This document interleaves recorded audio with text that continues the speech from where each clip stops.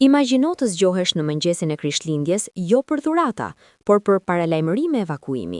Kjo është pikërisht ajo që u ndodhi mijëra banorëve në Kaliforni këtë javë, pasi një tjetër sistem i fuqishëm stuhish goditi shtetin.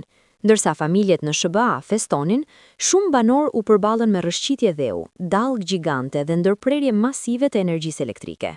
Sot po ju shpjegojmë çfarë po ndodh dhe pse kjo stuhi po rrezikon miliona njerëz. Situata më kritike aktualisht është në Wrightwood, Kaliforni. Ky qytet malor ndodhet rreth 80 milje në verilindjet e Los Angelesit dhe ka rreth 4.000 banor. Ditën e Krishtlindjes, autoritetet lëshuan paralajmërim për evakuim në të gjithë zonën. Kjo ndodhi vetëm një ditë pasi ekipet e shpëtimit nxorën njerëz të bllokuar në makina për shkak të rrëshqitjeve të dheut. Imagjino të jesh duke vozitur në shi të fortë dhe pa pritur, rruga zhduket në një mas balte dhe gurësh.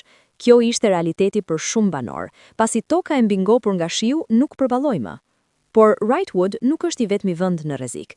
Pranë San Franciscos, shërbimi kombëtar i motit paralajmëron dallgë deri në 25 metra lartësi. Për krahasim, kjo është sa një ndërtesë dykatëshe që përplaset në breg.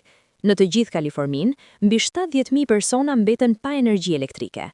Në dimër, ndërprerja e energjisë nuk është thjesht bezdi, mund të kthehet në rrezik për jetën, sidomos për të moshuarit dhe fëmijët. Fatkeqësisht, kjo stuhi ka shkaktuar edhe humbje jete. Rreshjet e dendura dhe erërat e forta janë fajsuar për të paktën 2 viktima. Dhe kjo nuk mbaron këtu. Sistemi i stuhis po lëviz drejt Midwestit dhe verilindjes së SBA-s. Në Pennsylvania, Michigan dhe Maryland priten rreshje të ngrira dhe akull, që mund të bllokojnë rrugët dhe të shkaktojnë ndërprerje të tjera energjie.